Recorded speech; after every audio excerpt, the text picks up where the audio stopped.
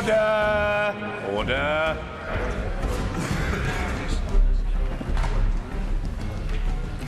The ayes to the right, 274. The noes to the left, 12.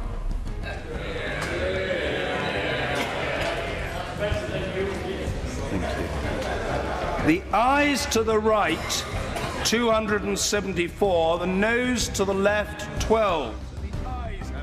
It's a symbolic move, but its intent is clear. Lawmakers in Britain have voted to recognize Palestine as a state. I mean, Iraq is falling to the terrorists. The Kurds are being wiped out. But UK MPs think, Israel's the problem.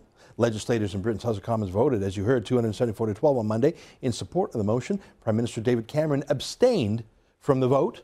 Sun News contributor Simon Kent joins us with more from London. Hey, Simon, I understand the idea of offering the Palestinians a state. Israel has been offering them a state for years as part of negotiations. But what's odd to me is the timing right now.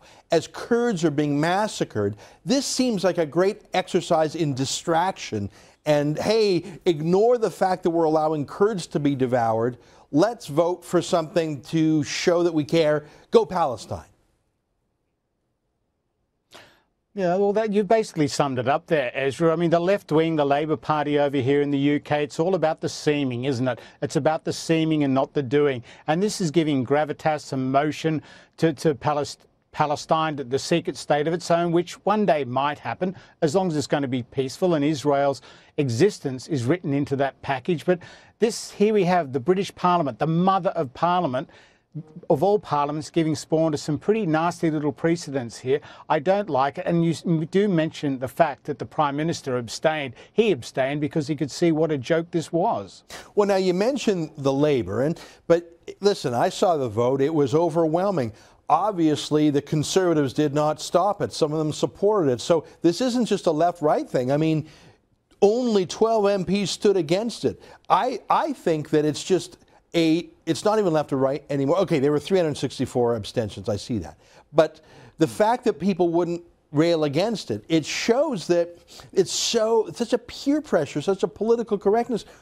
I didn't follow those debates, Simon, but I wonder if someone would have stood up and said, Kurdistan, Kurds are being massacred by the thousand. The Kurds have a legitimate claim for a state. They have a semi-state in northern Iraq right now. They're trying to move for liberalization. We've all seen photos of the Kurdish women fighting to defend themselves against the Sharia law Islamic terrorists. I mean, it would seem to me that if people wanted to do something to help other humans, Kurdistan cries out for help. Is the peer pressure just too tough against that? Yeah, you're right. There's too many people were cowed. Too many people were cowed from standing up and speaking some of the basic truths you just spoke just then. Because at the moment saying, let's recognise the state of Palestine is also saying, oh, we might as well recognise Hamas as well. Because next time there's a Palestinian election, Hamas will probably romp to victory. And what? Is this motion supposed to give succour and comfort to the tunnel builders of Hamas or to the people who fire rockets indiscriminately into Israel? That's how it comes about. And it's really weak, and it's really weak need of so many politicians who could have stood up in the House and said, no, this is wrong. There are other troubles in the world. And you mentioned the Kurds in Kurdistan who are getting massacred, absolutely massacred, want a homeland of their own. Who will speak for them? Will the same people who spoke for Palestine and Hamas speak for them? I don't think so. Well, now let me ask you, is there a divide between elite opinion in the UK and grassroots opinion in the United States, for example? I think your ordinary American is pro-Israel, and I think that's reflected largely in the Congress. There's obviously, this vote in the UK Parliament, I do not think could have happened in the American Congress. I don't think it would have passed in the Canadian Parliament either, probably closer. Is there a disconnect between the elites who are outdoing each other for how pro-Palestinian they are and ordinary Britons? Or has Joe and Jane Average in the UK come around to this point of view also? Is there a reservoir of pro-Israel sentiment as there is in the United States, or is it a different place over there? No, I think the reservoir of goodwill towards Israel exists, and it's the political elites who love to grab issues like this and grandstand and bring their soapbox into the House of Commons and make a grand speech. But don't forget, in the end, this bill was only designed to recommend, to encourage the government to say they will recognise the state of Palestine.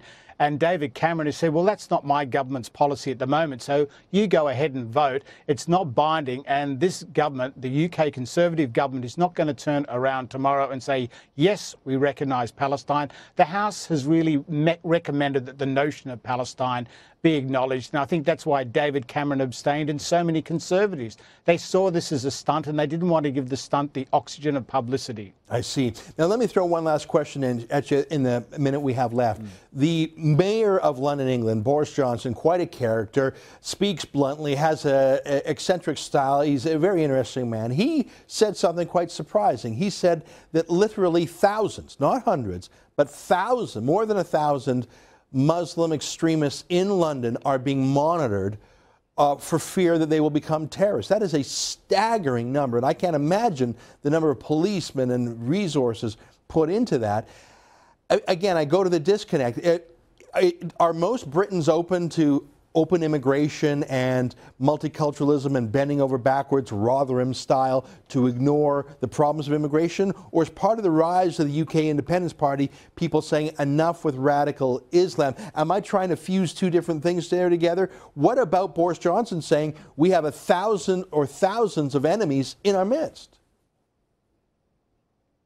Well, let me say this. Overnight here in the UK, 6 more arrests were made in relation to terror charges, and these charges were heard in the Old Bailey today. Saying the figure 1,000 that Boris Johnson picked out of the air, I don't know if he knows more than we do.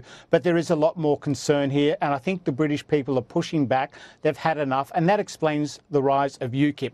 People in Britain want their country back. They're saying that UKIP represents less migration, less immigration, and a return to the basics that British people grew up with, and they feel that they no longer recognise the country they already live in. Ezra? Simon, stay safe. Thanks for bringing us the news from London, England. More